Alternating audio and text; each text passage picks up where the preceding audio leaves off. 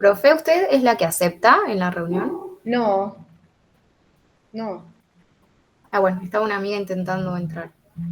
Este,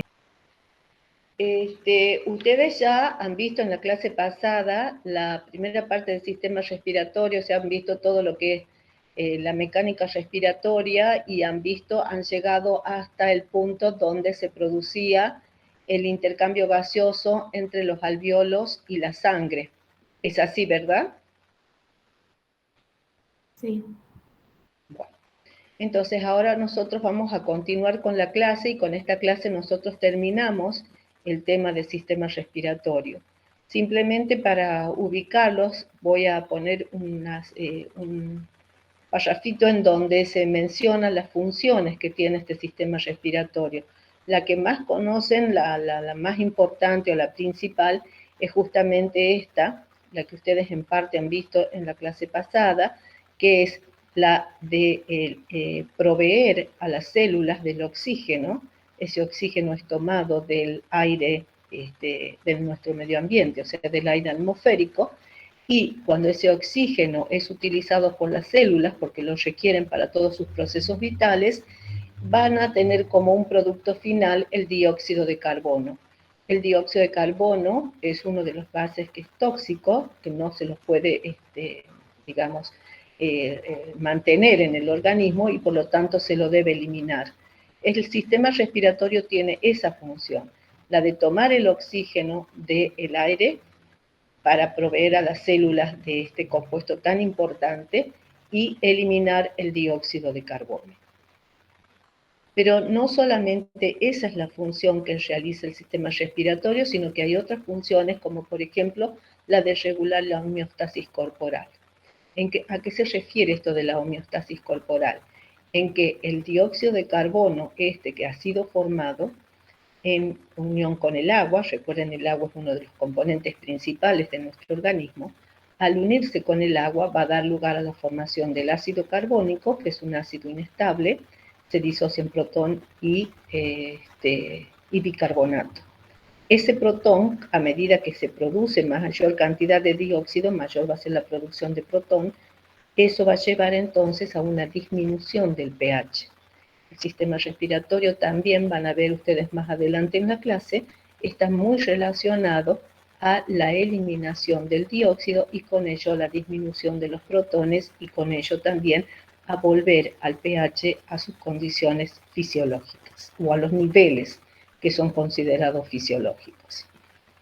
También el sistema respiratorio cumple una función protectora o de defensa por cuanto las paredes internas de las vías respiratorias van a presentar células de tipo ciliadas y también células caliciformes que son secretoras de moco.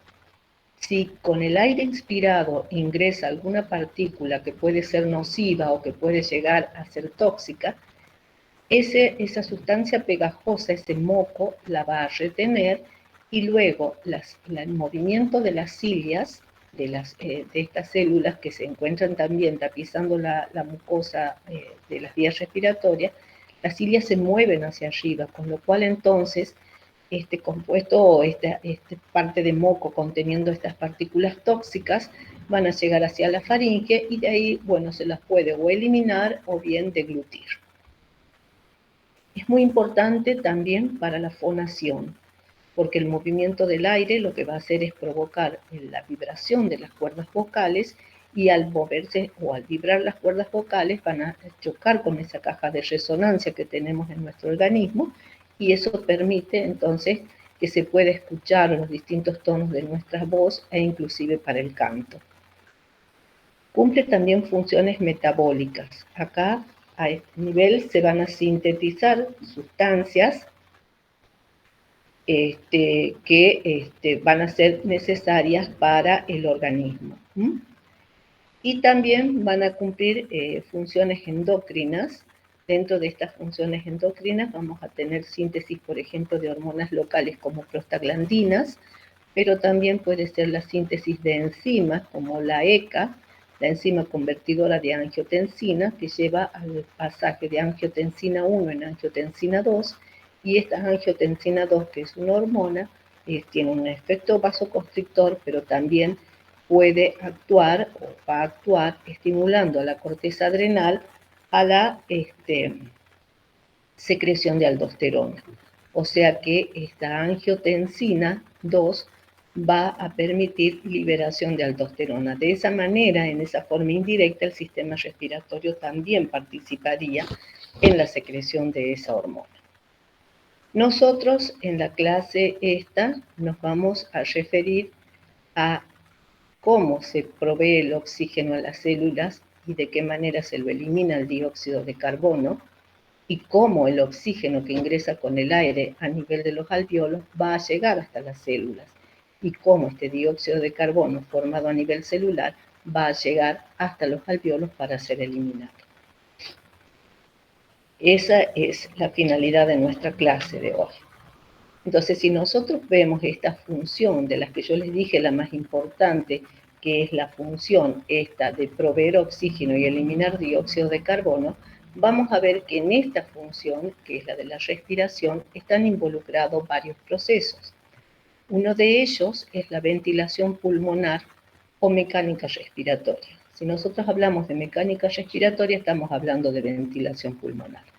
La mecánica respiratoria o ventilación pulmonar involucra lo que ustedes han visto en la clase pasada, que es el ingreso del aire y con ello el oxígeno desde el aire atmosférico hasta llegar a los alveolos, y también la salida del dióxido de carbono desde los alveolos al medio ambiente.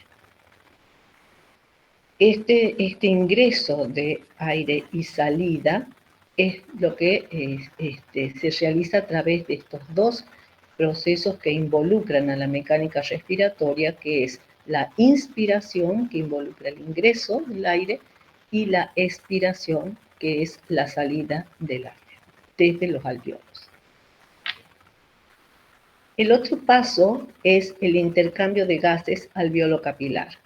O sea, cuando ingresó este aire, vamos a ver que en el aire no solamente está contenido por gases como el oxígeno, el dióxido de carbono, sino también el nitrógeno.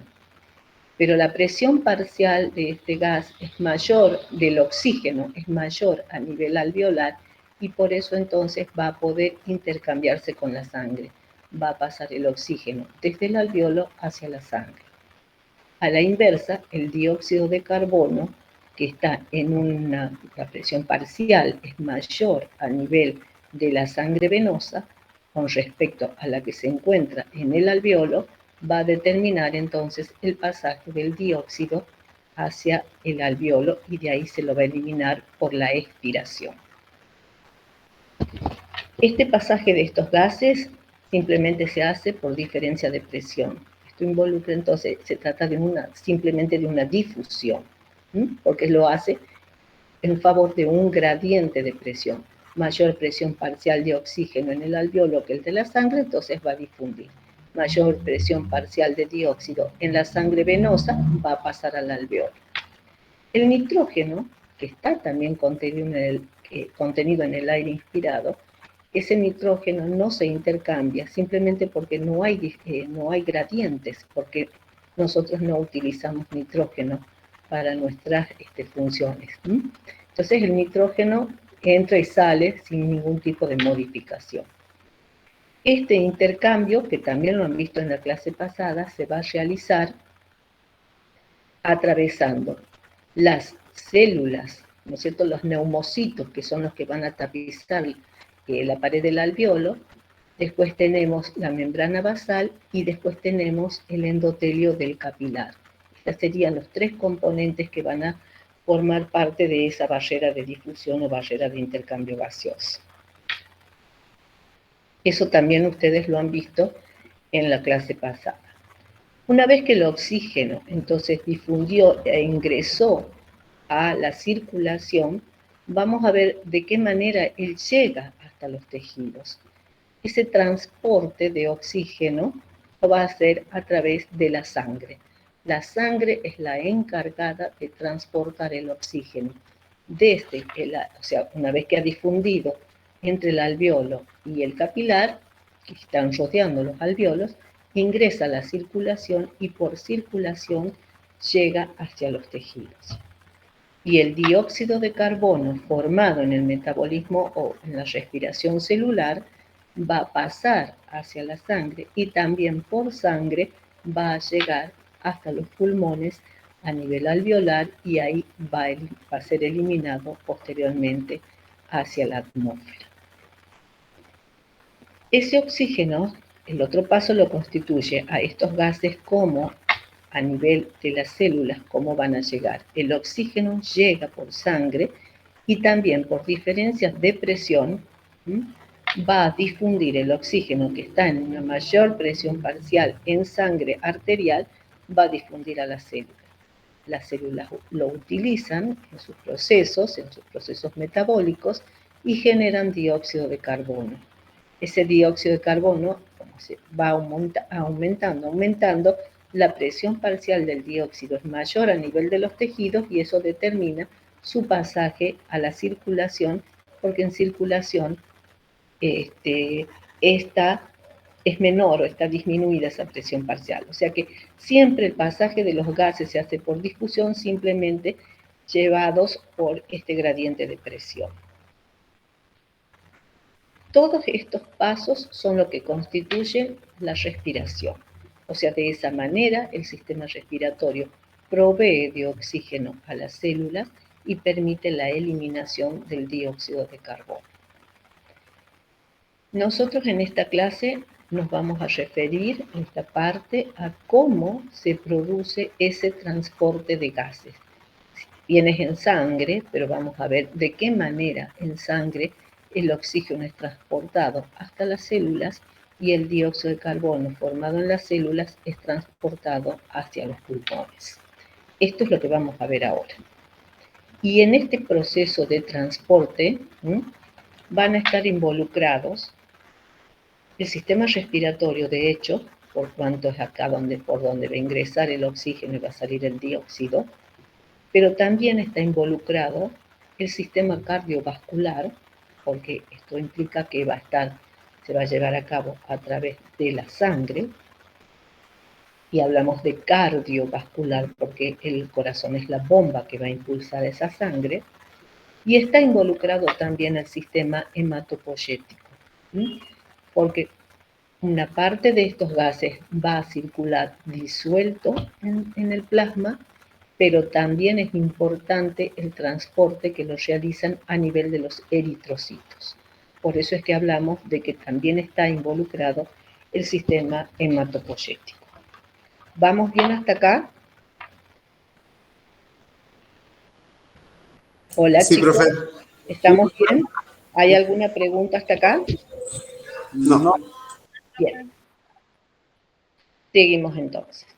Vamos a ver ahora cómo se transporta el oxígeno que ingresó desde el alveolo a la sangre hasta llegar a la célula. Eso lo vamos a ver en una primera parte y en segundo lugar vamos a ver cómo el dióxido hace el camino inverso para llegar al pulmón. El transporte de oxígeno, bueno, habíamos visto que el oxígeno va a pasar desde el aire alveolar a la sangre simplemente por un proceso de difusión, o sea, porque hay un gradiente de presiones. Acá estamos hablando, si bien acá dice sangre arterial, en este pasaje realmente es cuando ingresa los capilares venosos, pero una vez que pasa el oxígeno, eso ya se oxigena y ya pasa a ser arterial. Por eso es que está puesto este título. El oxígeno pasó por difusión, como les dije, atravesando esta barrera formada por los neumocitos, que forman parte de la pared del alveolo, la membrana basal del endotelio y el endotelio del capilar.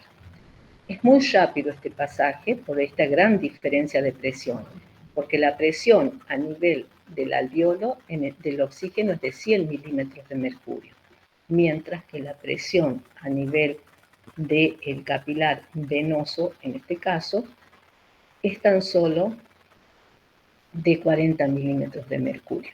Entonces el oxígeno va a ingresar por esta gran diferencia de presión.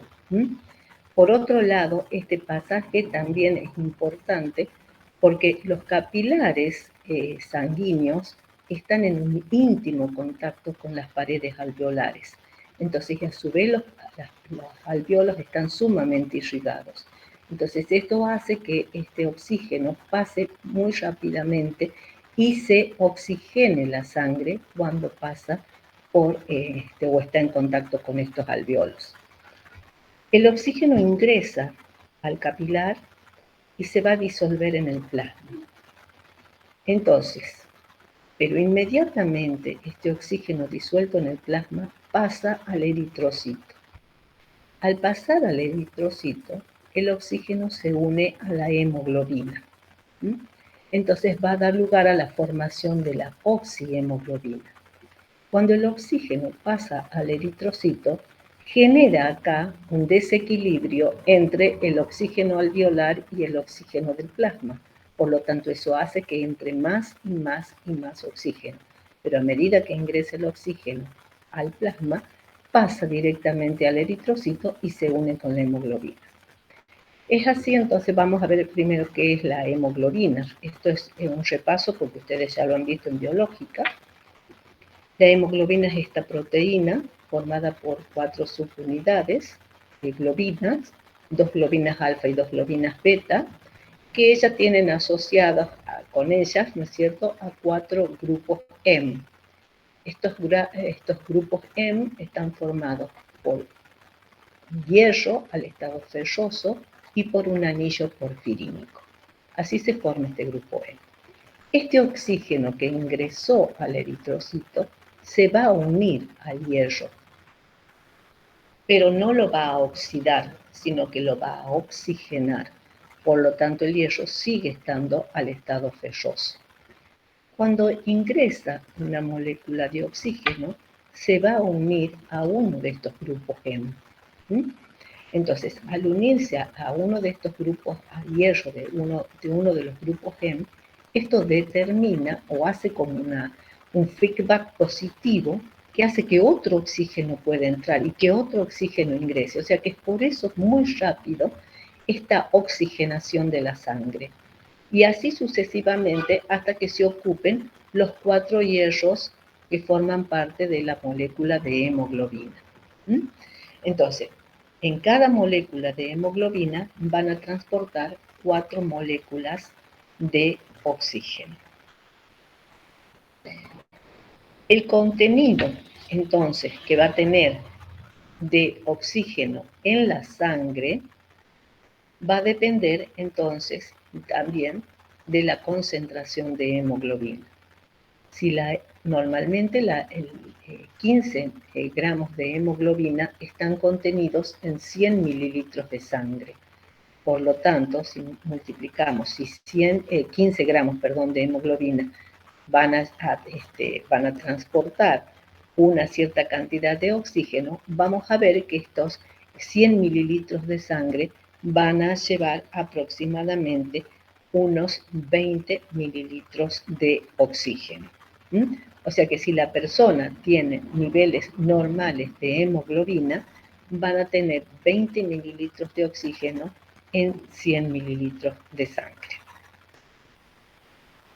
El oxígeno, por lo tanto, se va a transportar de 2 maneras en sangre. Una muy bajita cantidad disuelto, porque es poco soluble en el agua. Entonces se disuelve poco en el plasma. Más o menos de un 2 a un 3% del oxígeno que ingresa a la sangre va a circular va a circular disuelto. Y es este oxígeno disuelto el que da la presión parcial de oxígeno en sangre. El resto del oxígeno circula o va a ser transportado unido a la hemoglobina. El 97 al 98% del oxígeno va a estar en sangre unido a la hemoglobina. Este oxígeno que se encuentra entonces unido a la hemoglobina va a determinar una curva que se denomina curva de saturación de hemoglobina. ¿Vamos hasta acá o hay alguna pregunta para hacer? No, Profe, bien, profesor. No, recapitulando, ese 3% de oxígeno disuelto es el que da la presión parcial de oxígeno en la sangre arterial y también en la venosa. el 3% de oxígeno disuelto es el que va a dar la presión parcial. Sí. Acá cuando yo les decía el contenido también de oxígeno en sangre, que yo les dije, no les hice el cálculo, que es el del 20 mililitros de oxígeno por 100 mililitros de sangre, eso es porque hay 15 gramos, ustedes tienen que hacer el cálculo simplemente, 15 gramos de hemoglobina están contenidos en 100 mililitros de sangre. Y cada gramo de hemoglobina puede combinarse con 1,36 mililitros de oxígeno. Entonces ustedes pueden hacer ese cálculo y les da que 20 mililitros de oxígeno son transportados por 100 mililitros de sangre. Vemos entonces que el oxígeno unido a la hemoglobina es el oxígeno que va a dar esta curva, les digo, la curva esta de oxihemoglobina que es tan importante. Acá tenemos esta curva de disociación, se llama curva de disociación de hemoglobina. A medida que el oxígeno, que les dije, estaba en 100 milímetros de mercurio en el aire alveolar y solamente 40 milímetros de mercurio en sangre venosa, el oxígeno tiene esta diferencia de presión que hace que el oxígeno ingrese a la sangre y rápidamente pasa, esta difusión es muy rápida hasta que se establece un equilibrio. O sea, hasta que en sangre vayamos a tener también una presión de oxígeno de 100 milímetros de mercurio. Así es como va a llegar con esta presión, en realidad no son 100 total, sino casi 98, 97, porque está acá lo que se llama el cortocircuito fisiológico, que eso lo deben haber visto en la clase pasada. Entonces vamos a tener que cuando sale la sangre oxigenada del pulmón, vamos a ver que sale con una presión parcial de 97 o 98 milímetros de mercurio. ¿Qué importancia tiene la curva esta o qué importancia tiene el que el oxígeno se una a la hemoglobina desde el punto de vista fisiológico? La hemoglobina es una enzima, es una proteína alostérica que va a dar esta curva. Tiene una curva de este tipo. Presenta todo esto. No sé, ¿alguien pregunta algo? No, profe, quería preguntar si es la curva sigmoidea, esa Esta es la curva de sigmoidea. una proteína alostérica. Así es. Entonces, tiene sitios libres la hemoglobina cuando se encuentra en este punto. Tiene, digamos, varios sitios libres, de modo tal que cuando, a medida que va aumentando la presión parcial de oxígeno, o sea, a medida que va ingresando este oxígeno en la sangre, a medida que va aumentando, en estas partes, cuando las presiones parciales son bajas, estas se unen muy rápidamente. Por esto, esta parte de la curva es mucho más pronunciada que en esta parte de la curva. A medida de entonces que va ingresando el oxígeno, se va uniendo cada vez más, yo les dije entonces cómo era, como ese feedback positivo, se va uniendo cada vez más y más el oxígeno a la hemoglobina. Sigue subiendo la presión parcial, siguen uniéndose o siguen ocupándose los sitios libres de la hemoglobina, hasta que llega un momento en que esta curva se va a ir aplanando. O sea, va a llegar a una especie de una meseta. Y si la presión parcial de oxígeno subiese por arriba de los 100 milímetros de mercurio, bueno, todos los sitios de la hemoglobina ya están ocupados. No hay lugar donde se pueda unir el oxígeno a la hemoglobina.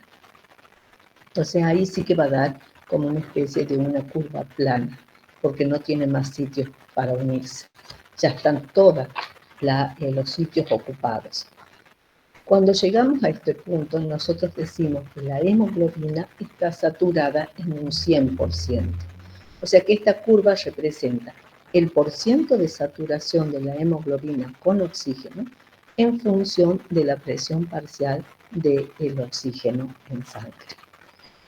Vuelvo a decirles, esta curva tiene una gran importancia y la forma de la curva tiene una gran importancia desde el punto de vista fisiológico. ¿Por qué? Porque como les dije acá, a medida que va ingresando el oxígeno, más se une a la hemoglobina y otro oxígeno se une más y más y más hasta que la satura totalmente. Y es esa manera como el oxígeno va a llegar hasta los tejidos. Va a llegar entonces con una hemoglobina saturada en aproximadamente un 97 a un 98%. Entonces, la hemoglobina acá cuando se carga de oxígeno, cuando a nivel de entre el alveolo y la sangre se transporta este oxígeno y la hemoglobina se une al mismo y se satura, vamos a ver que sale de los capilares alveolares, o sea, este punto, con una saturación de aproximadamente un 98%. Y así va a llegar hasta los tejidos. La presión parcial, entonces, del oxígeno es mucho mayor comparada con la presión parcial que existe a nivel celular, que es tan solo de unos 40 milímetros de mercurio. Entonces, ¿qué va a pasar? Este oxígeno directamente va a pasar desde la sangre hacia las células. Y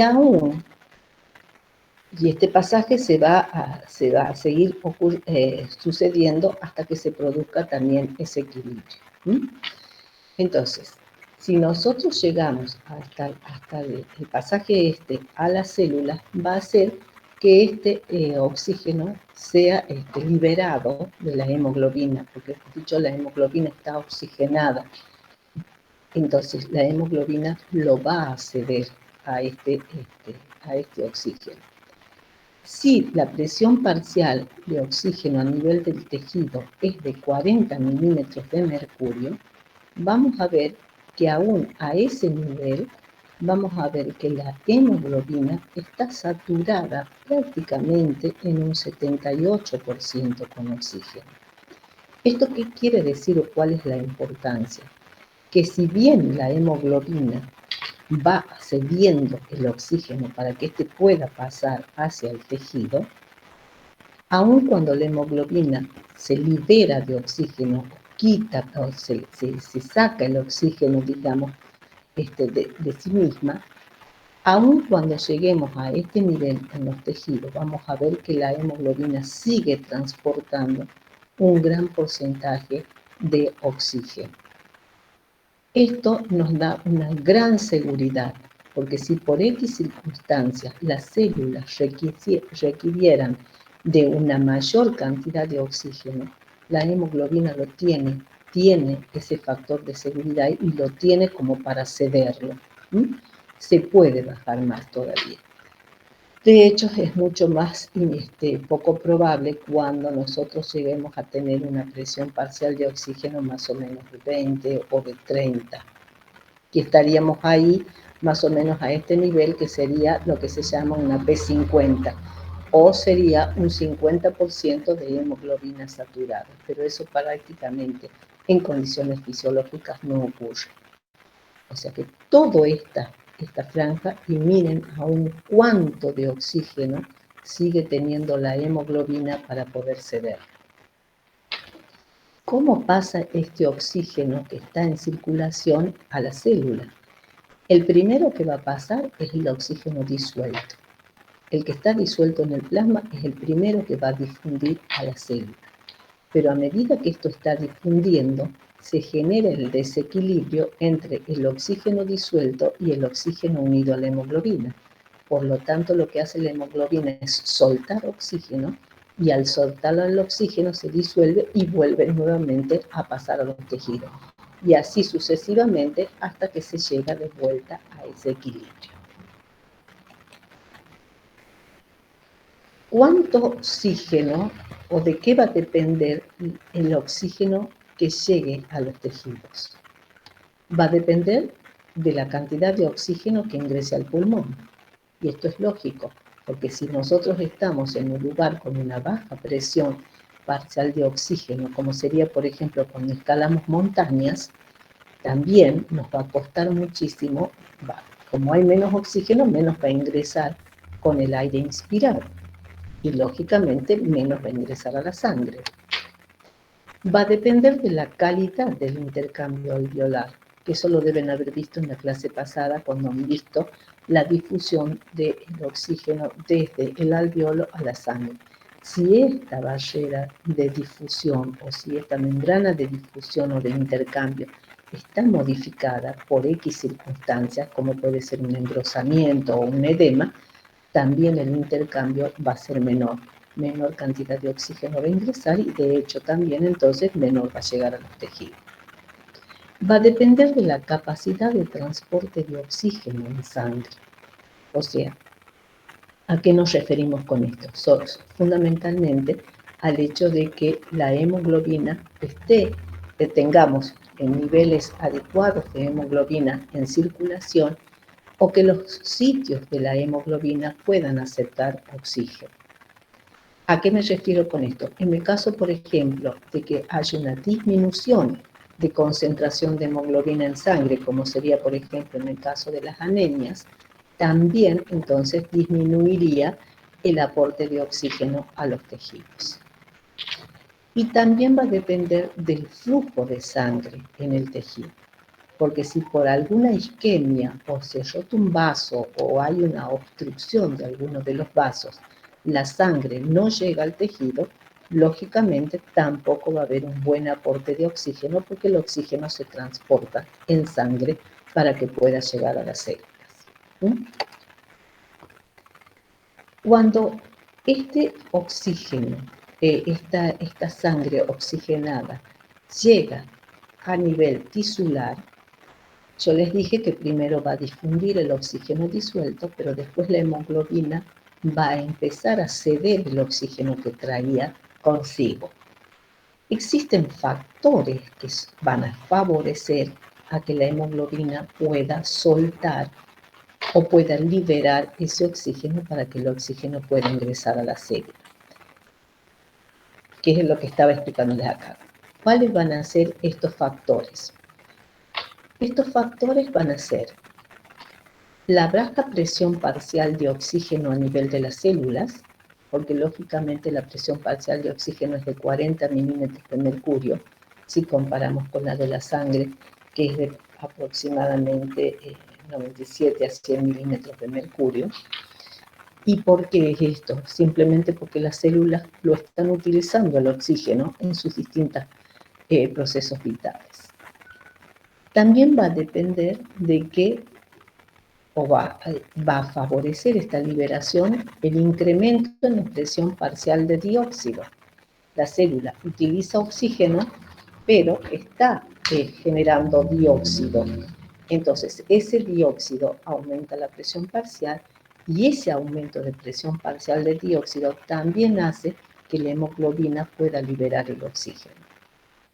Lógicamente, si aumenta la presión parcial de dióxido, lo vamos a tener mayor producción de protones y una baja de pH.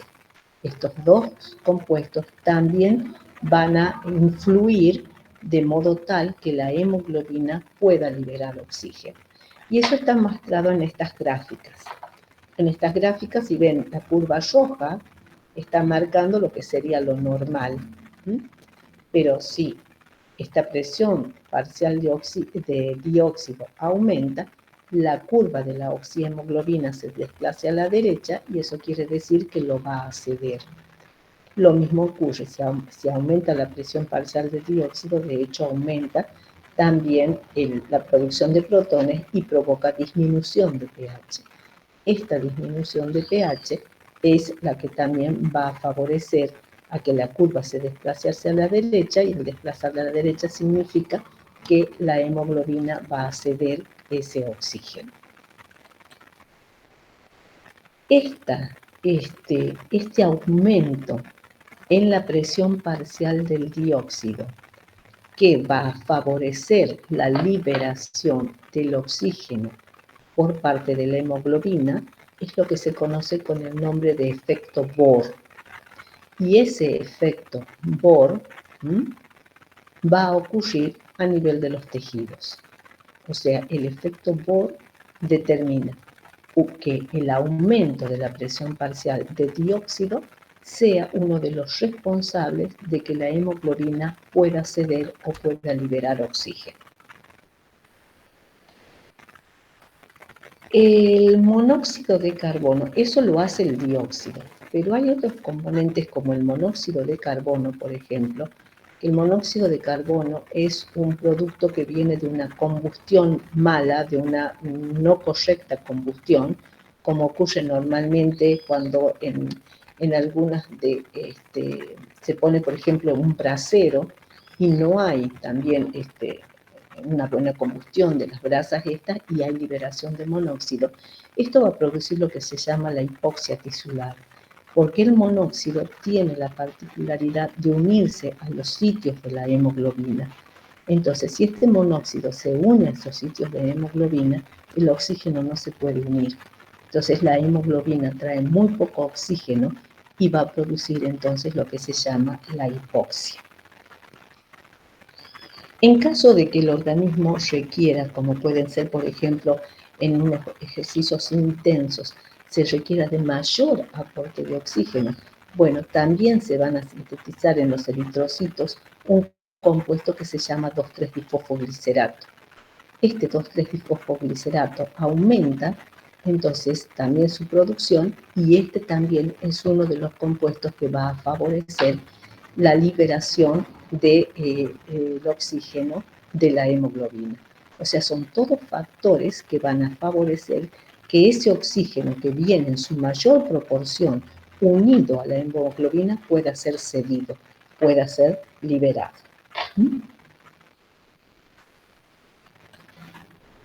Ahora, la célula utilizó oxígeno y en sus procesos metabólicos liberó dióxido de carbono.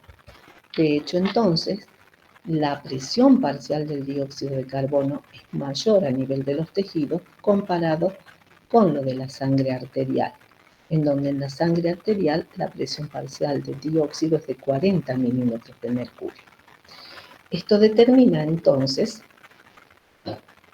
que este dióxido de carbono, que se encuentra con una mayor presión parcial a nivel tisular, a nivel de la célula, difunda desde la célula a la sangre. Entonces, el dióxido pasa simplemente por difusión hacia la sangre, hacia los capilares.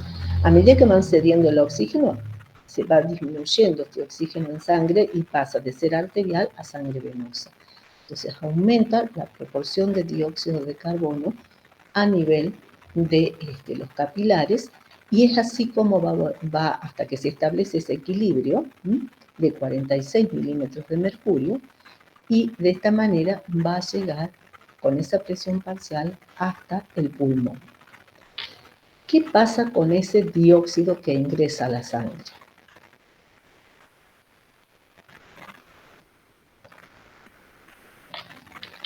El dióxido que está a nivel de los tejidos aumentado va a ingresar a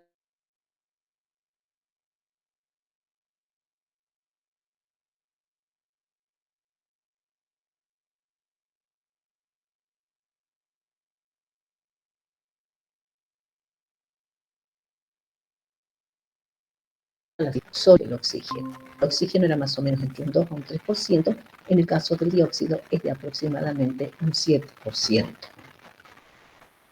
Pero parte de ese dióxido que ha ingresado a la sangre, a la parte, al plasma, va a pasar también al eritrocito. Por eso es que yo les mencionaba que cuando hablábamos del transporte de oxígeno, no solamente, o de los gases en general, ¿no? Tanto oxígeno como de dióxido, no solamente tenía importancia el sistema respiratorio, sino también el sistema cardiovascular y el sistema hematopoyético, porque acá los glóbulos rojos también tienen un rol importante. Ese dióxido entonces ingresa al eritrocito y al ingresar al eritrocito, el dióxido se va a combinar con el agua presente en el eritrocito. El eritrocito contiene una enzima, la nitrasa carbónica, que va a dar lugar a la formación de ácido carbónico. Este ácido carbónico se disocia, es inestable, va a disociarse en bicarbonato y en protón. ¿Qué va a pasar con este bicarbonato formado? Este bicarbonato, a medida que va aumentando, este bicarbonato sale del eritrocito al plasma. Al salir el bicarbonato, entonces al plasma, quedan menos cargas negativas dentro del eritrocito. Pero también se formó protón. Entonces, para mantener esa electroneutralidad, lo que ocurre es que van a entrar cargas negativas en forma de cloruro que es tomado del plasma y que ingresa al glóbulo rojo. Este pasaje en movimientos en sentido opuesto, salida de bicarbonato y el ingreso de bicarbonato al glóbulo rojo, lo realiza una proteína que está presente en la membrana del glóbulo rojo y que se denomina transportadora de aniones. Entonces, este cloruro ingresa para compensar las cargas negativas que salen. Y en parte de este protón que quedó libre en el eritrocito al disociarse el ácido carbónico, ese protón se une también con la hemoglobina. ¿Por qué? Porque la hemoglobina que está desoxigenada, porque ya estamos en sangre venosa y la hemoglobina tiene muy poco oxígeno unido, esa hemoglobina desoxigenada tiene mayor capacidad para unirse a los protones. Este bicarbonato que se forma y sale al plasma es muy importante porque este bicarbonato va a servir como tampón cuando se provoque o se produzcan cambios de pH a nivel sanguíneo. El 70% del dióxido transportado en sangre lo hace en forma de bicarbonato.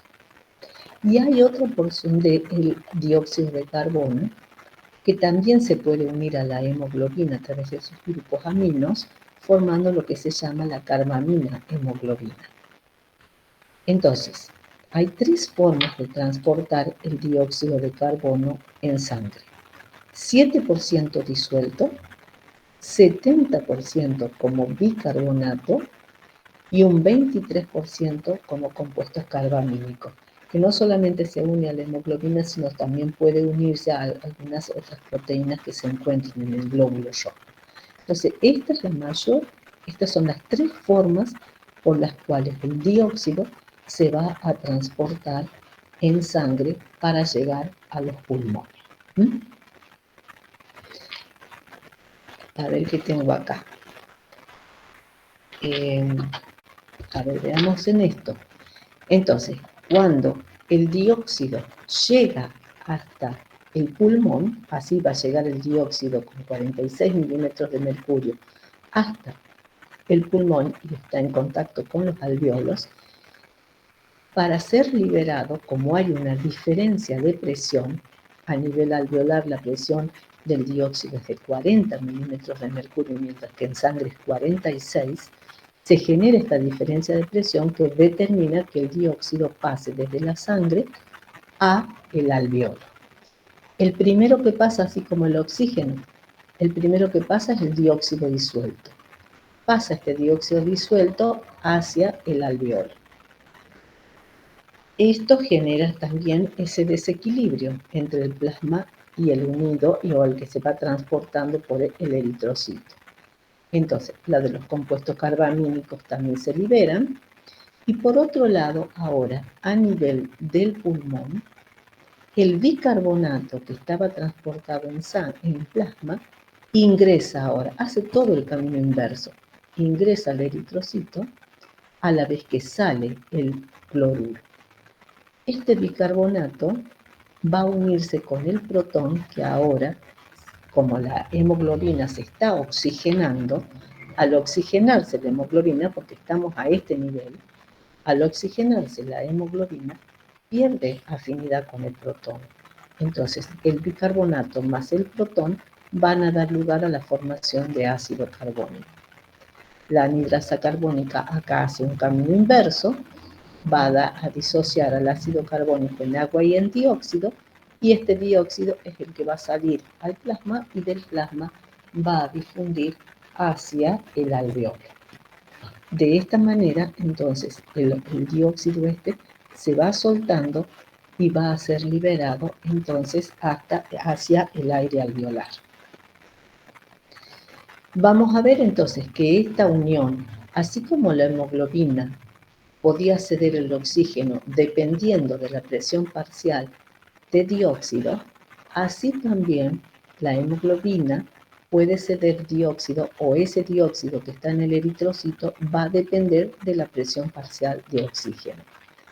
A nivel alveolar, entonces vamos a ver, en sangre arterial tenemos 100 milímetros de mercurio de oxígeno. Entonces, la hemoglobina, vamos a ver que tiene poca afinidad con el dióxido. Mientras que en la sangre venosa, cuando el oxígeno disminuye su presión parcial, va a tener mayor afinidad para este dióxido. Y así como acá hablábamos del efecto Bohr, en donde la presión parcial de dióxido a nivel tisular era mayor y era un determinante para que el oxígeno pueda ser liberado, así también a nivel alveolar se da lo que se llama el efecto Haldane. Este efecto es que la mayor carga de oxígeno hace que la curva esa de disociación de dióxido pueda ser liberado y entonces el dióxido pueda pasar directamente desde la sangre hacia el alveolo. O sea, son efectos diferentes a distintos niveles. Efecto Bohr, que es lo puesto acá, a nivel tisular, la alta presión parcial de dióxido va a disminuir la afinidad de la hemoglobina por el oxígeno es liberado y puede difundir al tejido. Mientras que a nivel pulmonar, el efecto Haldane está determinado por la alta presión parcial de oxígeno, que disminuye la afinidad de la hemoglobina por el dióxido, permitiendo que se libere y una vez que este sea liberado pueda pasar nuevamente hacia el alveolo y del alveolo ser entonces eliminado con la sangre, con el aire expirado. ¿Qué me queda acá? Bueno, hasta acá. ¿Preguntas para hacer? No, profe, por mi parte no. Bueno, podemos seguir entonces. Sí. Bien. Entonces, lo que nosotros hemos visto en esta parte de la clase es simplemente de qué manera el oxígeno que ingresó con el aire inspirado, ese oxígeno va a pasar a sangre, cómo en sangre va a ser transportado hacia la célula, porque esa es una de las funciones del sistema respiratorio, proveer de oxígeno a las células lo van a utilizar. ¿Cómo se transporta ese oxígeno en sangre? De dos formas, disuelto en una mínima proporción y la máxima unido a la hemoglobina. Por eso es tan importante una buena concentración de hemoglobina que asegure entonces el transporte de oxígeno. Cuando esa sangre arterial con una alta presión parcial de oxígeno y menor de dióxido de carbono llega al tejido, esa sangre va a ceder el oxígeno simplemente por una diferencia de presión, o sea, por difusión. Pasa ese oxígeno entonces al tejido, las células lo van a utilizar y van a producir dióxido de carbono. Ese dióxido de carbono, como está en mayor presión parcial en la célula, eso lo va a pasar por diferencia de presión a la sangre. Y en la sangre ese dióxido va a ser transportado, disuelto en menor proporción, unido a la hemoglobina en un 23%, formando los compuestos carbamínicos, y en mayor proporción como bicarbonato. Cuando este dióxido llega a los pulmones, van a ver, como la presión es mayor de dióxido a nivel de la sangre que en el aire alveolar, el dióxido va a difundir. Y esa sangre, mientras que el oxígeno va ingresando a la sangre, entonces esa sangre que se va oxigenando hace que el dióxido pueda ser más liberado también y se elimine con el aire expirado. ¿Mm? Entonces, vamos a ver de qué manera se regula la respiración. O sea, las células van a utilizar el oxígeno y van a liberar el dióxido de carbono, que es, les vuelvo a repetir, una de las principales funciones de este sistema respiratorio. Pero existen circunstancias en donde esas células tal vez necesiten un mayor aporte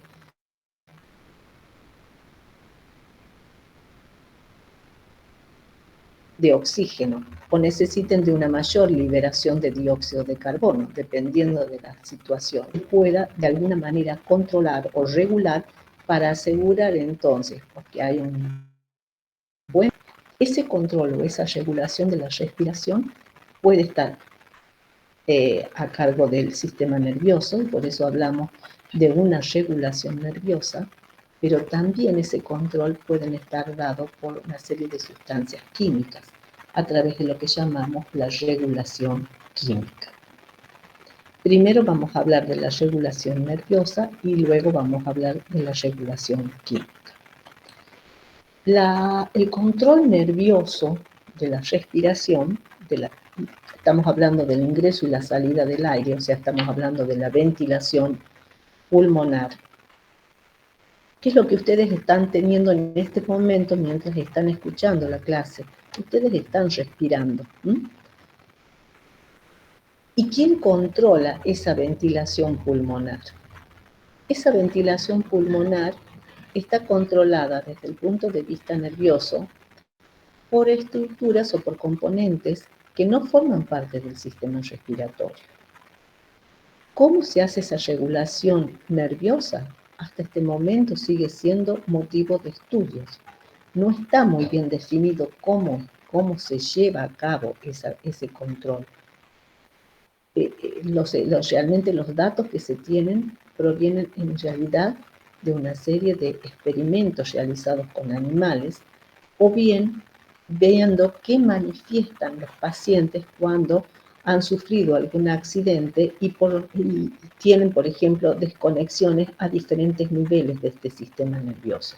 Entonces ven de qué manera esa respiración se va a ver afectada. Se sabe que en esta ventilación pulmonar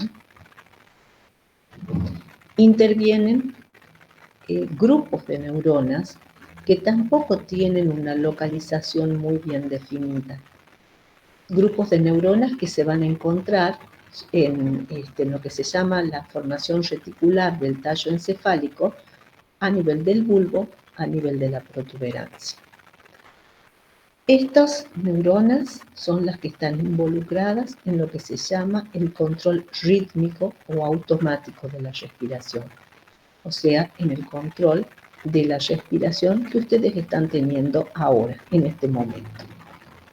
Pero también, voluntariamente, nosotros podemos modificar esa respiración, podemos aumentar la frecuencia, podemos modificar el volumen de aire que se inspire y que se expire durante la ventilación, y en ese caso, esas neuronas están ubicadas a nivel de la corteza cerebral. Y ahí estamos hablando de lo que se llama un control voluntario o consciente. Por lo tanto, entonces, desde el punto de vista nervioso, vamos a tener un control rítmico, que yo les dije, las neuronas se ubicarían, que están involucradas en este tallo encefálico, y la respiración voluntaria, que esa es consciente, que tenemos ubicada a nivel de la corteza cerebral. Primero vamos a hablar de la respiración rítmica y después vamos a hablar de la respiración voluntaria. O sea, nos ubiquemos de vuelta. Estamos respirando, pero esa respiración, dependiendo de las necesidades, va a ser regulada, va a ser controlada. Ese control se puede hacer un control nervioso o puede ser un control químico. Y ahora vamos a ver el control nervioso. Y dentro de ese control nervioso podemos hablar de un control nervioso para la respiración automática, inconsciente, rítmica, o para una respiración voluntaria. Vamos a hablar entonces primero de esta respiración rítmica, cómo se regula desde el punto de vista nervioso. En esta regulación rítmica participan, vuelvo a repetirle, estas neuronas ubicadas en el tallo encefálico, bulbo y protuberancia. A nivel del bulbo, acá realmente no hay centros. No podemos hablar de un centro que controle la respiración.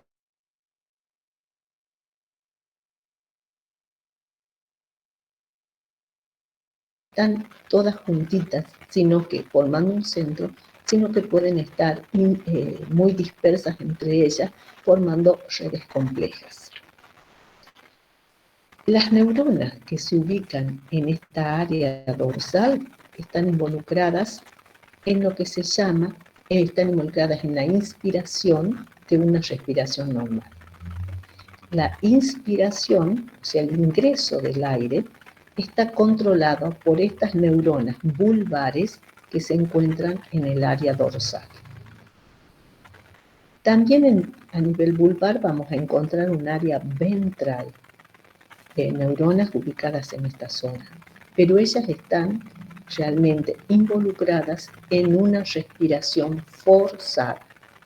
O sea, cuando necesitemos una inspiración y una expiración forzada. Mientras que la del área dorsal son las que están funcionando en una forma normal. Continuamente están funcionando las del área dorsal. Ahora, si nosotros queremos inspirar más o expirar más en una forma forzada, recién van a entrar a funcionar estas neuronas bulbares del área ventral.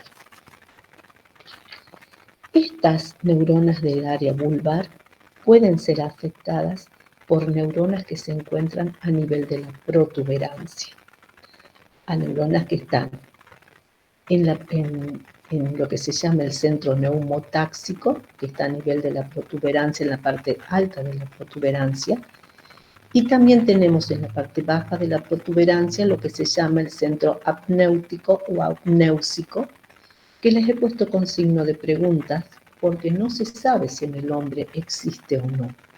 Este centro sí se ha puesto de manifiesto en experimentos realizados con animales de experimentación y específicamente con el gato. En el gato sí se ha demostrado que existe este centro apnéutico o apnéusico. En el hombre no.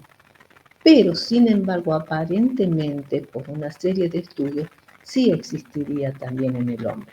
Y ya vamos a ver de qué manera influyen estos dos centros. El centro neumotáxico ejerce un efecto inhibidor sobre el área dorsal, pero también un efecto inhibidor sobre el centro apnéutico. Y el centro apnéutico ejerce un efecto excitador sobre las neuronas del área dorsal.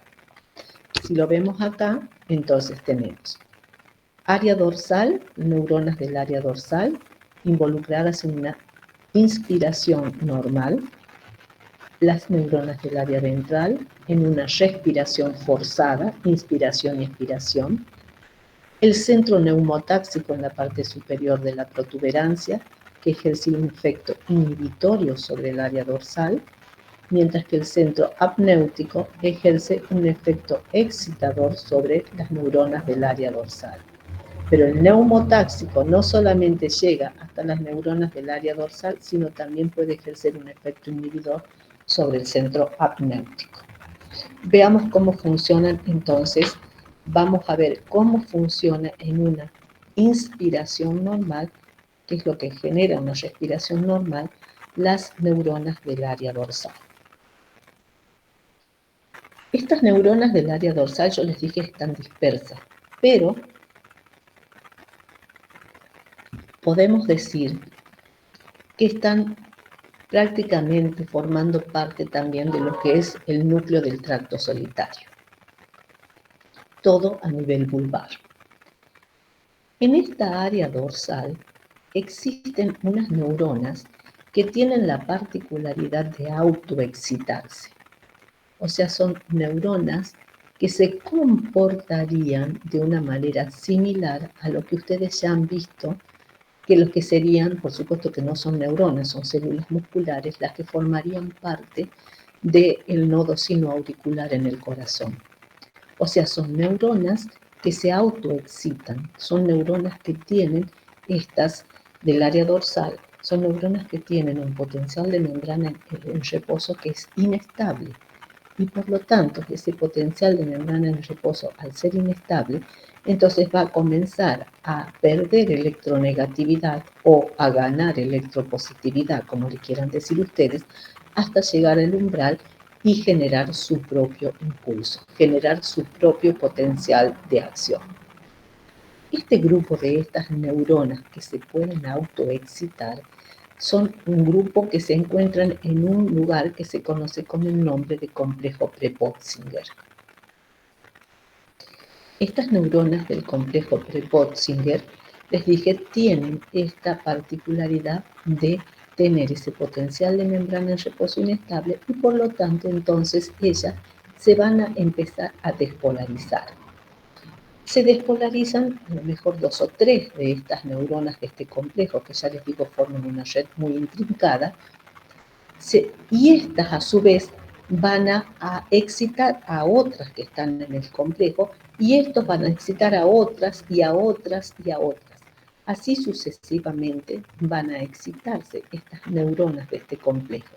Entonces van a formar lo que se llama esta rampa o bucle de retroalimentación positiva. Entonces, unas cuantas se autoexcitan, esas van a excitar a otras, estas van a excitar a otras y se van agregando más y más y más, de modo que esta rampa va aumentando, esta rampa de excitación o de despolarizaciones se va incrementando muchísimo. Esta autoexcitación o esta rampa positiva tiene una duración de aproximadamente 2 segundos, que es lo que dura una inspiración. ¿Por qué? Porque estas neuronas que se autoexcitan van a proyectar sus axones hasta la médula espinal. O sea, se tratan de neuronas bulbo-espinales, están a nivel del área dorsal vulvar y van a llegar hasta el asta ventral de la médula espinal, donde se encuentran las motoneuronas alfa. Estas motoneuronas alfa lo que van a hacer es inervar a los músculos inspiratorios. En la médula cervical, desde la 3 hacia la 5, más o menos, nace el nervio frénico, que es el que inerva al diafragma. Pero también hay algunos neuronas de los segmentos torácicos, que son los que van a formar los nervios intercostales y que van a inervar a los músculos intercostales externos. Entonces, cuando estas neuronas del complejo Prepotzinger se autoexcitan y se van reclutando y reclutando más, va a haber una descarga de estas neuronas hacia las neuronas que se encuentran en la médula espinal. Estas motoneuronas alfa que inervan a los músculos inspiratorios van a llegar sus potenciales de acción, los van a estimular a estos músculos se van a contraer y al contraerse van a aumentar el volumen de la caja torácica. Todo esto tiene una duración de aproximadamente 2 segundos. Y esto es lo que provoca la inspiración. Por lo tanto, si nosotros vemos en esta gráfica, vemos de qué manera va incrementándose el volumen del aire que ingresa a los pulmones. Este sería el volumen de aire inspirado. Ahora, inmediatamente, de golpe, cesa esa carga rítmica de las neuronas, desaparece esa carga rítmica, las neuronas ahora se repolarizan y por lo tanto esa rampa se interrumpe, esa descarga no existe más y entonces ¿qué sucede? Al no haber estímulos que lleguen a los músculos inspiratorios, los músculos que se hayan contraído ahora se relajan. Y entonces al relajarse sobreviene lo que es la expiración. Este relajamiento muscular o esta falta de actividad rítmica de estas neuronas dura aproximadamente unos 3 segundos. Entonces, 3 segundos serían la duración de la expiración. Si nosotros vemos el volumen de aire, vemos que en el pulmón comienza también a descender este volumen de aire. Para, pasados estos 3 segundos, volver a iniciarse nuevamente esta descarga rítmica de las neuronas y volver también de nuevo a activar a los músculos inspiratorios para que se vuelva a iniciar un nuevo proceso inspiratorio. Esto que les acabo de describir acá sucede en ustedes en estos momentos y es esa la razón por la que están respirando rítmicamente. Sucede que sus neuronas de ubicación vulvar en este complejo pre-Bossinger en este momento están descargando. Descargan, se autoexcitan, mandan información por estas neuronas vulvoespinales a su diafragma, a sus intercostales externos, aumenta el volumen de la caja torácica, ingresa el aire, inspira. Cuando dejan de descargar, sobreviene la expiración, que son los dos, procesos que van a dar lugar a la ventilación pulmonar. Y como consecuencia de una inspiración y expiración, a sus pulmones o en sus pulmones se mueven alrededor de unos 500 mililitros de aire. Esto lleva entonces, si la inspiración dura 2 segundos y la expiración dura 3 segundos, un ciclo respiratorio, inspiración-expiración, tendría una duración de aproximadamente 5 segundos. Entonces, la señal en rampa determina la inspiración, esa inspiración se interrumpe la señal, sobreviene la expiración y vuelve nuevamente a iniciarse una nueva señal en rampa. Si cada ciclo dura 5 segundos, quiere decir que por minuto nosotros movemos aire en aproximadamente 12 ciclos. Hay 12 ciclos inspiratorios, expiratorios en un minuto. Esto pueden ser aproximadamente 12 o 15 ciclos. Eso depende de las personas. ¿Qué importancia tiene que esto no se despolarice de golpe, sino que lo vayan haciendo en forma paulatina, y eso lleva a que nuestros músculos tampoco se contraen de una sola vez, sino que lo van haciendo paulatinamente, van reclutando unidades motrices. Esto hace que nuestra respiración sea una respiración pausada y tranquila, diferente a la que tienen, por ejemplo, los perros, en donde sí hay subas y bajas bruscas. Entonces se tiene lo que se llama el jadeo.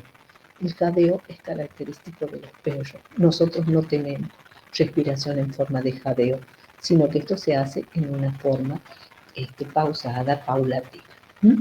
Esa es la ventaja. A estas neuronas del área dorsal pueden ser afectadas, por ejemplo, por neurotransmisores como la sustancia P. La sustancia P es un neuropéptido que va a tener un efecto positivo o excitador sobre estas neuronas del área dorsal. O sea, cuando más sustancia P haya, mayor actividad van a tener estas neuronas de área dorsal. Pero hay otras sustancias como los opioides que se administran mucho, sobre todo para el tratamiento del dolor, que son muy buenos porque van a disminuir, ¿no es cierto? Tienen un efecto analgésico los opioides, pero tienen sí una tendría un efecto adverso, que es lo que los opioides tienen efecto negativo sobre las neuronas del área dorsal.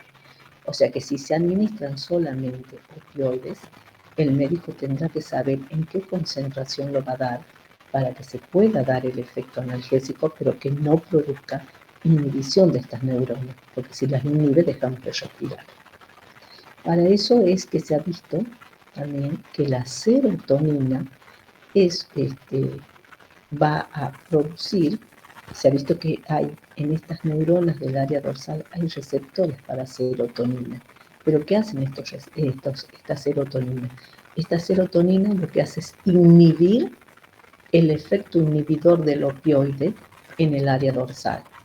Por lo tanto, si se hace un tratamiento para el dolor, se puede administrar opioides y serotonina, porque el opioide sigue manteniendo su efecto analgésico, pero la serotonina inhibe este efecto inhibidor que el opioide ejerce.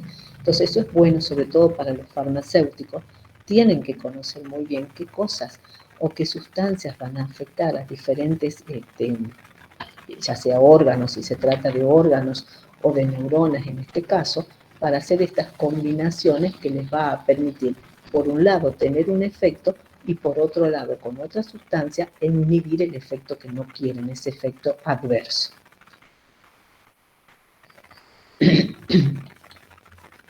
Bien, entonces, ahora, nosotros hemos descrito solamente cómo funcionan estas neuronas inspiratorias que están acá en esta área dorsal. Ellas van a bajar, estas neuronas son las neuronas bulboespinales, que llegan hasta el asta ventral de la médula, van a hacer sinapsis con estas motoneuronas, que son las que van a ir a inervar o al diafragma o a los intercostales. Pero yo les había dicho que estas neuronas del área dorsal también podían ser afectadas por neuronas que se encuentran en la protuberancia, tanto en el centro neumotáxico como en el centro apnéutico. Lo que sucede es que estas neuronas del área dorsal no solamente se van a proyectar hacia la médula, sino que por colaterales van a enviar información a estas neuronas que se encuentran en la protuberancia. De estas neuronas del área dorsal se proyectan por axones hasta estas neuronas del centro neumotáxico, las excitan, pero estas neuronas del centro neumotáxico son inhibidoras de estas neuronas del área dorsal. Entonces hay quienes postulan que una vez que estas neuronas se autoexcitan, ese corte de la rampa podría ser debido al efecto que producen estas neuronas del centro neumotáxico. O también se sabe que el centro apnéutico, que vuelvo a repetirle, se discute si existe en el hombre, estas neuronas del centro apnéutico ejercen efecto excitador. Pero ¿qué ocurre? Que cuando se excitan las del área dorsal, las van a excitar a las del neumotáxico. El neumotáxico también las puede inhibir a las del centro apnéutico y por lo tanto, entonces tampoco no va a haber información hacia las neuronas del área dorsal y de hecho entonces serían los responsables del corte ese de la rampa. La señal neumotáxica, que sí se sabe que en el hombre existe, va a modificar. ¿Qué va a hacer esta señal cuando llegue a las neuronas estas del área dorsal? Va a modificar, puede modificar la frecuencia respiratoria o puede modificar el volumen también de aire inspirado. Ahora, acá tenemos a las que serían las neuronas del área ventral. Estas neuronas del área ventral son las que van a participar, ya lo vemos, en la respiración forzada. Quiero ver esto del área dorsal. Estas neuronas, entonces, de la información de las neuronas del área dorsal, van a llegar, entonces, a través de las vías pulvoespinales a las neuronas medulares que inervan a los músculos respiratorios.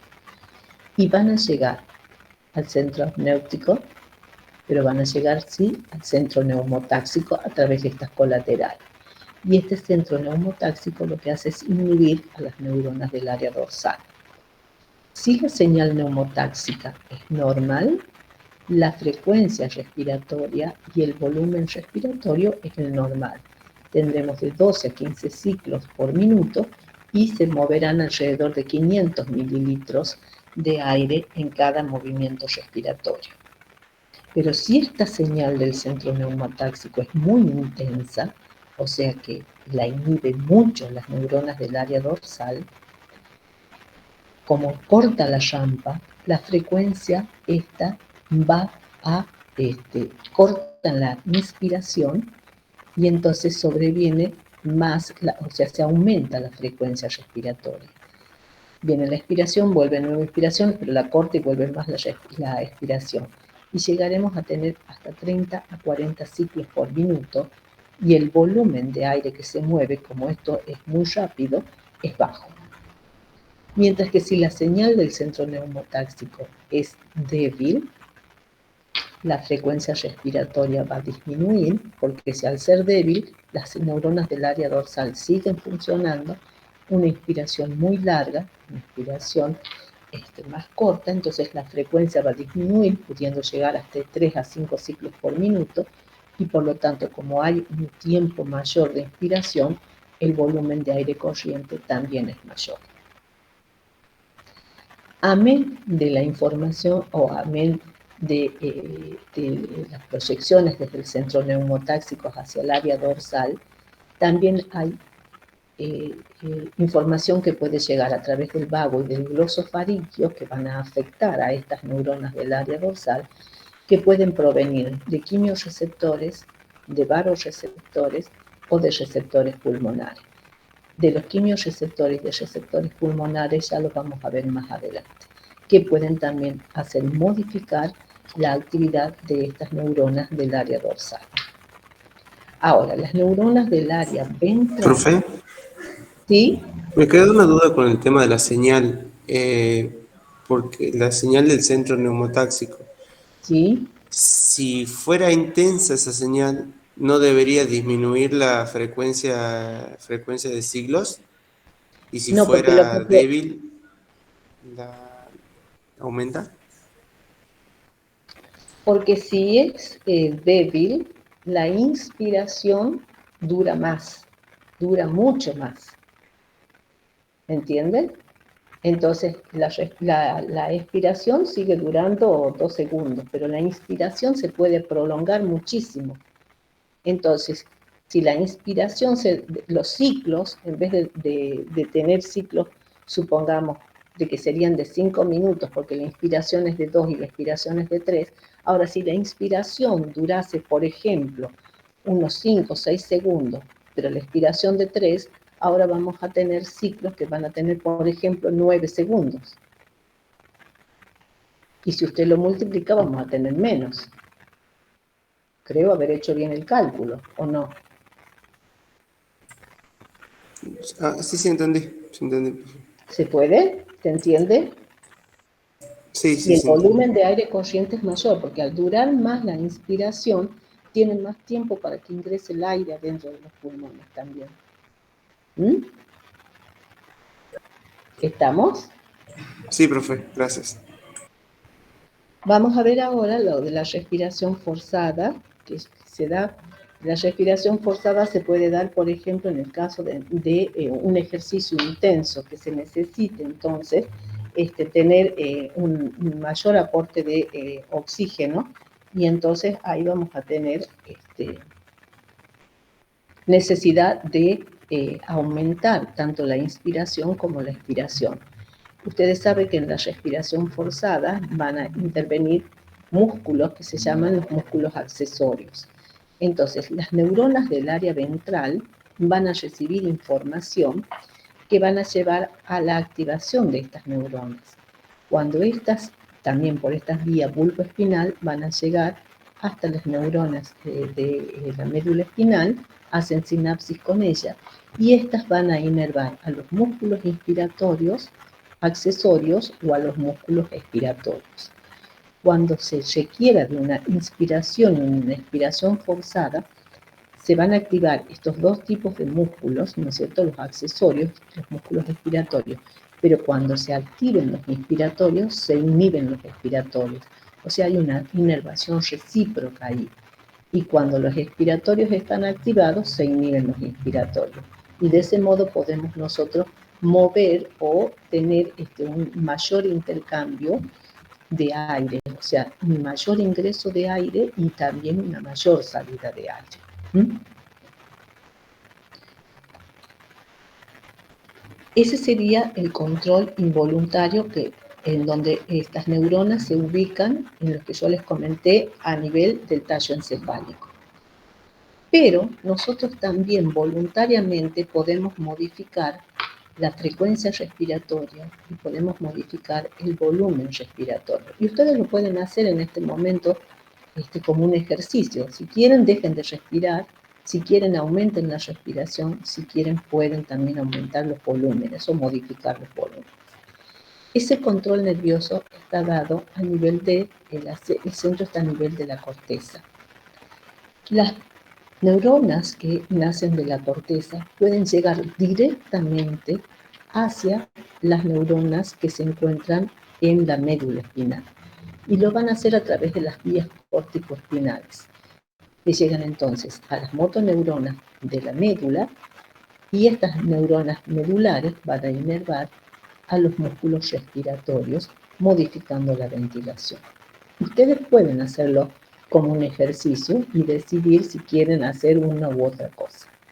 O sea, lo pueden hacer entonces directamente a través de las vías corticoespinales, o bien lo pueden hacer de estas neuronas que están en la corteza, modificando a las neuronas que se encuentran en el tallo encefálico, más específicamente a las neuronas del área dorsal. Ahora, si ustedes hacen la prueba y dejan de respirar voluntariamente, van a ver que eso va a ser hasta un cierto momento. Ese control voluntario tiene un límite. No es como el control rítmico o involuntario, en donde se produce todo el tiempo, desde que nacemos hasta que nos morimos. Mientras que este control nervioso voluntario tiene límites. Les quería mostrar. Las neuronas estas de la corteza pueden llegar directamente a través de las vías corticoespinales a estas neuronas, a las motoneuronas de la médula, ya sea excitándolas o ya sea inhibiéndolas, dependiendo de lo que queramos hacer, ¿no es cierto? Eso lo pueden hacer, o bien desde neuronas que nacen en la corteza y que van a ir a afectar a estas que se encuentran en el área dorsal. Como les decía, este control voluntario tiene una duración y está dada esa por el punto de quiebre.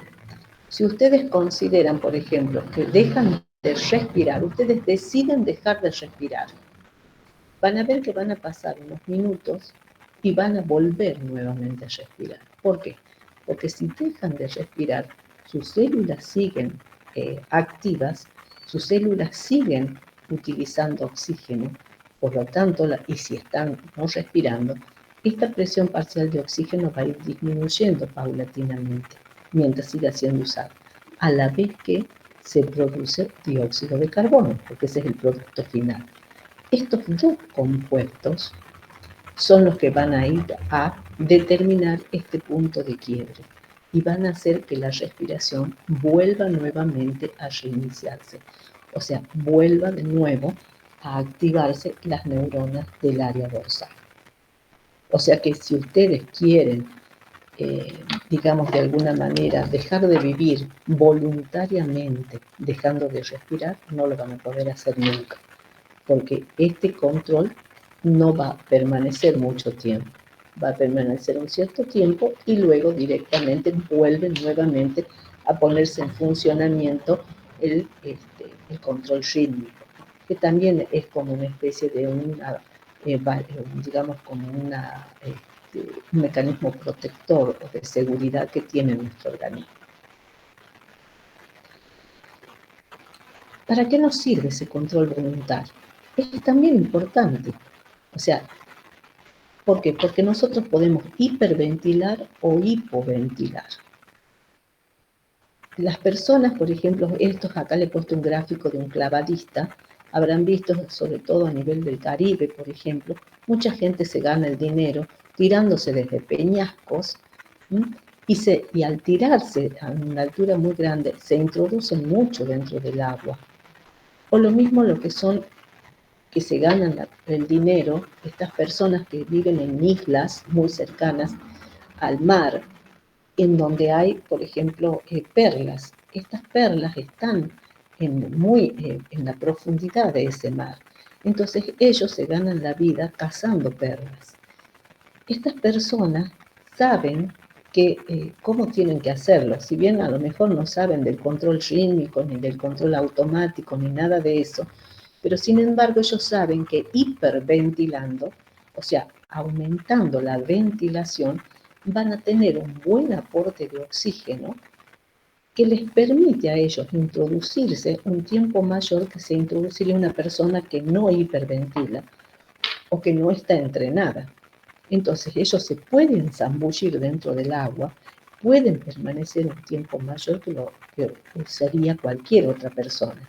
Lo mismo los nadadores que están en unas competencias y que tienen que nadar por debajo del agua, también antes de introducir su cabeza dentro del agua, también hiperventilan para poder tener ese aporte importante de oxígeno. Pero hay otra cosa que no es necesariamente introducirnos debajo del agua, sino que soplar una velita en los cumpleaños. Ustedes habrán visto que para soplar la velita, lo que nosotros hacemos es una inspiración muy grande, mantenemos un ratito esa respiración y luego de esa manera podemos expirar fuertemente, con lo cual sale el soplido y nos permite festejar nuestros cumpleaños. También ese control voluntario es muy importante para la fonación y para el canto. En el aparato fonador van a ver que están formados por las cuerdas vocales, ¿sí? Pero esas cuerdas vocales están en esta posición permitiendo que se pueda inspirar. Entonces, el movimiento del aire durante la respiración lo que hace es, cuando esto se cierra, se produce la vibración de estas cuerdas vocales, esas van a chocar sobre la caja fonadora y eso permite entonces que se pueda emitir el sonido cuando nosotros hablamos. También esto es importante que se sepa cómo respirar cuando se canta, porque todas las personas que cantan no solamente tienen que aprender canto, saber o tener por lo menos una buena voz para no desafinar, pero también se les enseña muchísimo a cómo respirar para poder saber, entonces, o para poder emitir bien la voz cuando están cantando. O sea que ese control voluntario es importante para todas estas cosas que realmente parecen tontas, pero que son de nuestra vida diaria. Ahora, el control voluntario es independiente del control rítmico o del control automático. El control voluntario va por un lado y el control automático va por el otro. El control rítmico funciona toda nuestra vida, desde que nacemos hasta que morimos. El control voluntario lo manejamos, como bien lo dice la palabra, a voluntad. Pero existe una patología que se denomina síndrome o mal de Ondina, que tiene este nombre simplemente por el hecho de haberse basado el nombre nada más, ¿no?, en una leyenda, en donde en la leyenda se habla de una ninfa de las aguas, o que sería una sirena, que esta sirena se enamora de un mortal, de un ser humano. Sus padres y todo el mundo, por supuesto, se oponían totalmente a que ella tuviese una relación amorosa con un humano, pero ella, sin embargo, sigue muy enamorada de él, y bueno, viven felices hasta que ella descubre que él la engaña, que él es infiel. Entonces, ¿qué hace ella? ¿Cómo lo castiga? Ella, con sus poderes, le quita el control rítmico de la respiración a ese ser humano. Entonces, esa persona, ese control inconsciente o automático, lo deja de tener, pero él sí lo tiene al control voluntario. Por lo tanto, él solamente va a poder respirar cuando esté despierto. Porque cuando está despierto, nosotros voluntariamente podemos decir, porque estamos alerta, podemos decir, ahora inspiro, ahora expiro, ahora inspiro, ahora expiro. Entonces, por eso es que él dice, esta persona le dice a su sirena, desde que me dejaste, Ondina, todas las cosas que mi cuerpo hacía antes por sí mismo, todas las cosas que hacía, ¿no es cierto?, en forma automática, rítmica, ahora las tiene que hacer mediante una orden especial. O sea, las tiene que hacer ahora mientras yo esté despierto y voluntariamente las decida. Un momento de falta de atención y me olvido de respirar. O sea, si él llega a prestar atención y se olvida que tiene que inspirar y expirar, inspirar y expirar, bueno, se va a morir.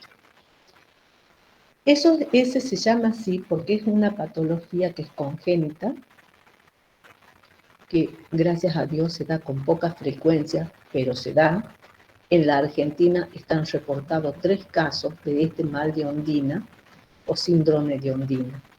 Es la enfermedad, entonces, les vuelvo a decir, hay alguna alteración en lo que son en esas neuronas dorsales, en donde en esas neuronas no están trabajando correctamente o no trabajan, entonces esa persona va a padecer, por supuesto, va a morir si es que se olvida de respirar. Por eso es que desde niños, ¿no es cierto?, esas personas tienen que estar siempre conectadas a un respirador. A lo mejor durante, si se trata de un niño, de un joven o de más grande, si durante la etapa de vigilia puede estar consciente de que tiene que hacer esos movimientos.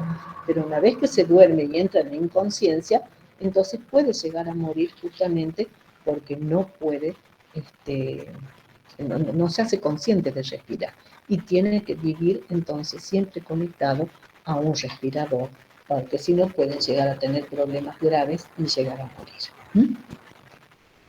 Vuelvo a repetirle, por suerte no es una enfermedad muy frecuente.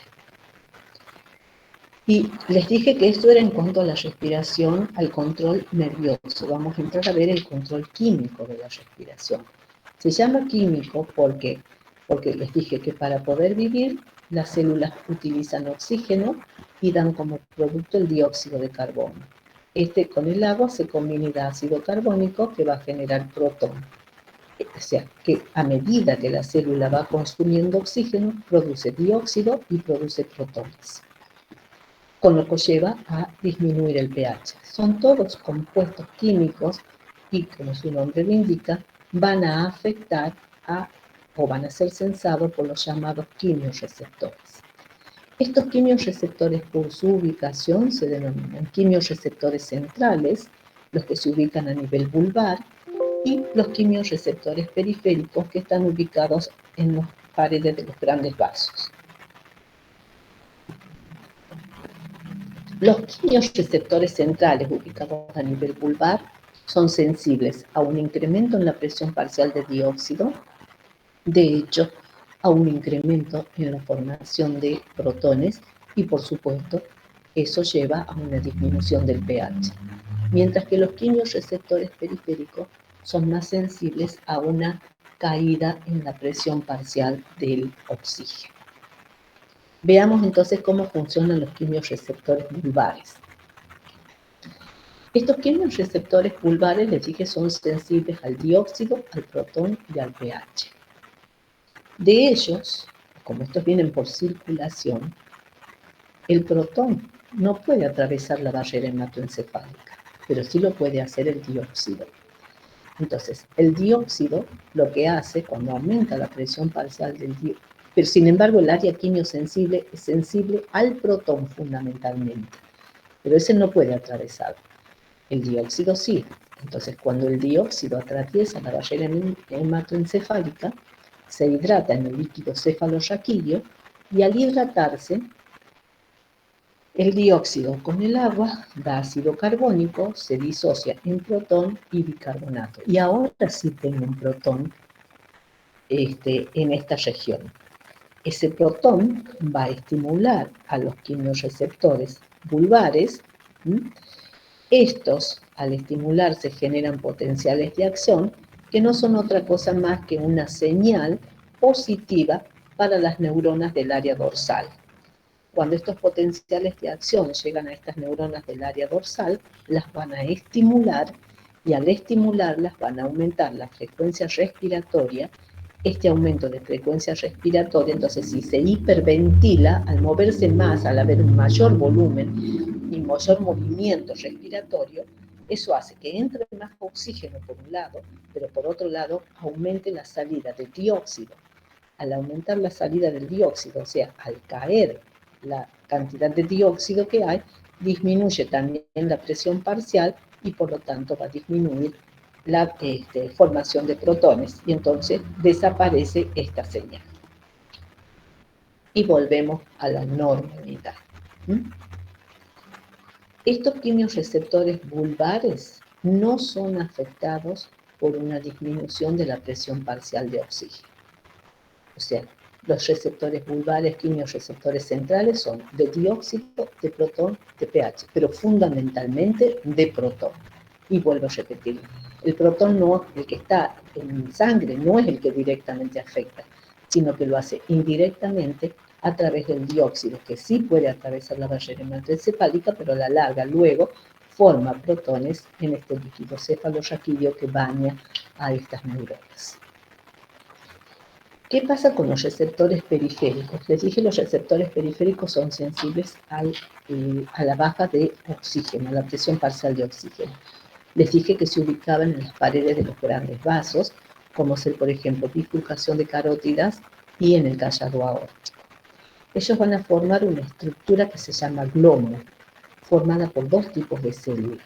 Unas células de tipo glomo 2, que son células que van a rodear o van a abrazar a varias células de tipo 1 del glomo.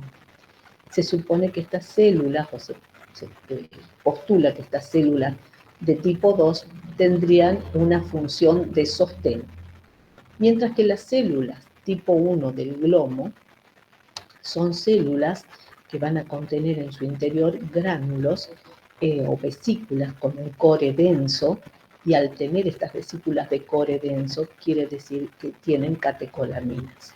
En realidad lo que tienen como neurotransmisor es la dopamina. Estas neuronas del tipo, estas células glomo tipo 1 están en un íntimo contacto con las terminales en forma de copa de estas terminales nerviosas sensitivas, que pueden ser del nervio vago o del nervio glosofaríngeo. Esta estructura y cómo funcionan estas células, este glomo en realidad, o donde están estos quimiorreceptores periféricos, son más estudiados en los glomos del cuerpo carotídeo, más que los del cuerpo aórtico, del callado aórtico, pero se supone que funcionarían de la misma manera. ¿Cómo funcionan estos quimiorreceptores? Bueno, esto sería la célula de tipo 1 del glomo, que cuando baja la presión parcial de oxígeno en sangre, y sobre todo cuando esta presión parcial está por debajo de los 50 milímetros de mercurio, que es mucho realmente, acá vamos a ver que en esta célula, en la membrana de la célula, existen canales de potasio. Pero cuando baja la presión parcial de oxígeno, se cierran los canales de potasio. El potasio no puede salir de la célula. Si las cargas estas positivas del potasio no salen, se acumulan y van a determinar que la membrana se despolarice, porque aumenta la cantidad de cargas positivas dentro de la membrana, hacia adentro. Este cambio de voltaje generado por la despolarización de la membrana provoca apertura de canales de calcio voltaje dependientes. Ese canal de calcio se abre, el calcio ingresa desde el líquido extracelular al interior de la célula, y bueno, ustedes ya saben de todo lo que han visto en sinapsis, este calcio determina la migración de estas vesículas, las vesículas estas que contienen estas catecolaminas, que es la dopamina, se van a unir a la membrana de la célula del glomo tipo 1, en el punto de unión se fusiona y libera el neurotransmisor hacia el espacio sináptico. Este neurotransmisor luego se va a unir a receptores específicos que se encuentran en lo que sería la membrana de esta terminal sensitiva y genera un potencial de acción. Potencial de acción que va a ser llevado hacia el bulbo por o el glosofaríngeo o por el vago. Va a llegar entonces hacia el bulbo. ¿Y qué va a provocar a nivel vulvar? Va a estimular también a esas neuronas, a las neuronas del área dorsal, provocando un aumento de la ventilación. Y al aumentar la ventilación, entonces va a haber un mayor ingreso de oxígeno y una caída de dióxido. Pero el ingreso de oxígeno va a hacer que aumente la presión parcial que estaba disminuida. También los quimiorreceptores periféricos van a ser afectados, son realmente afectados por el oxígeno disuelto. Es el que va a afectar a estos quimiorreceptores. Esto explica por qué, en el caso, por ejemplo, de la intoxicación con el monóxido de carbono, como el oxígeno disuelto está en proporciones normales, lo único que disminuye el transporte de oxígeno es porque no se unió a la hemoglobina, estos quimiorreceptores periféricos no son afectados. También van a ser afectados por un incremento en el potasio circulante, o sea, por una hiperpotasemia, también pueden estimular a estos quimiorreceptores. Pero no Profe, solo... ¿Sí? ¿por qué aparecía acetilcolina y ATP?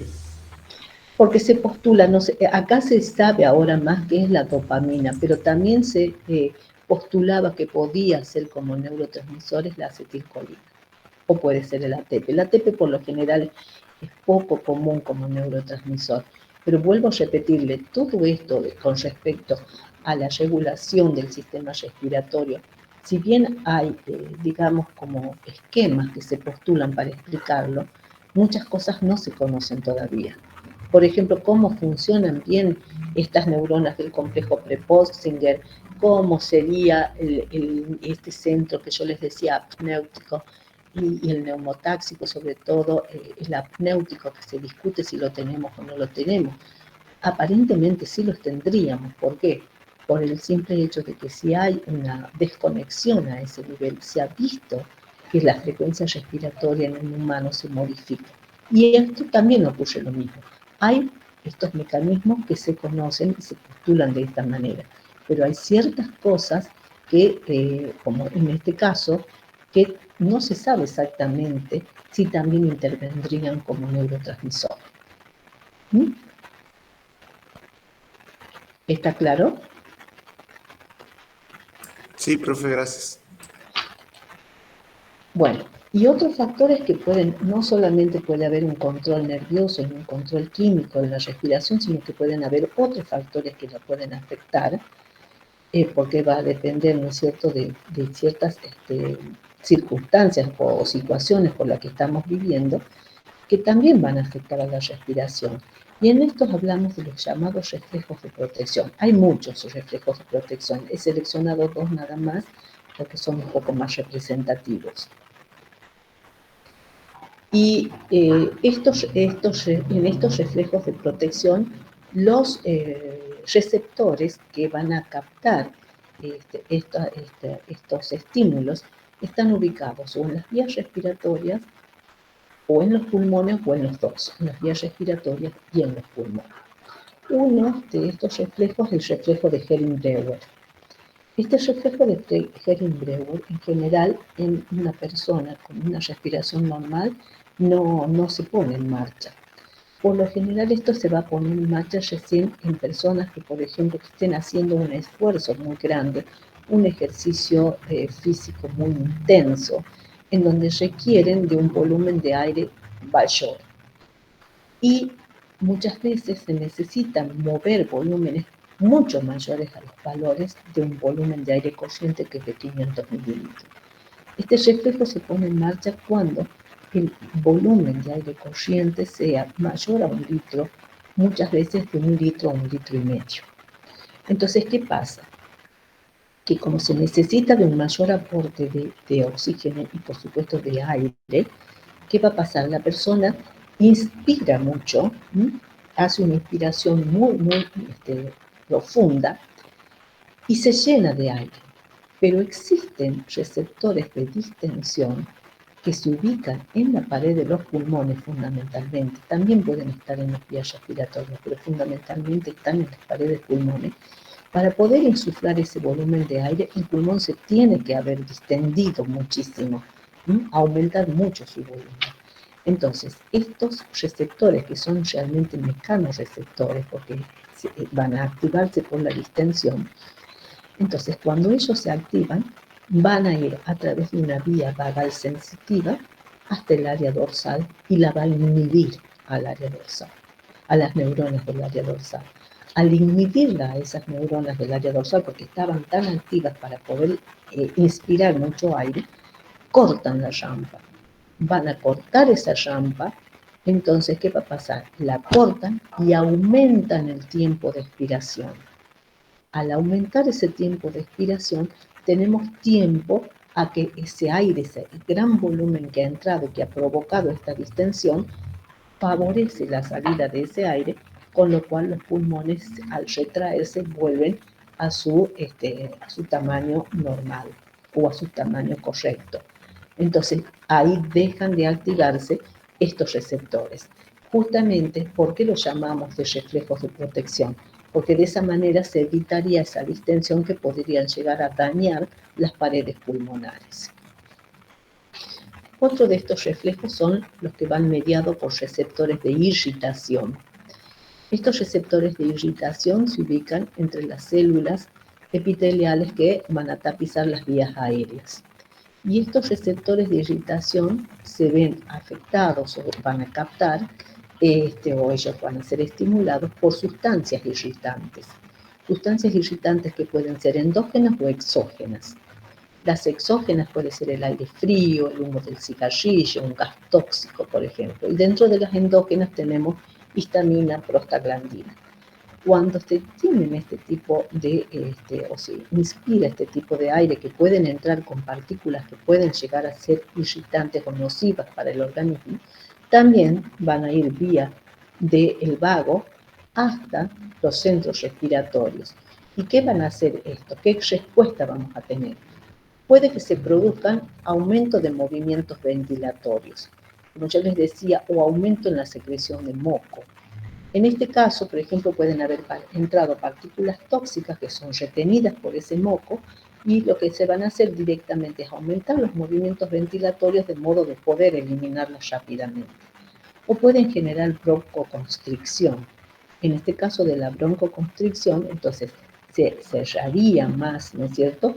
Se produciría constricción de los músculos que tapizan los bronquios y entonces disminuye el tamaño de las vías aéreas y de ese modo entonces el aire, por ejemplo, no va a entrar tanto aire frío o se evita también el ingreso de estas partículas nocivas.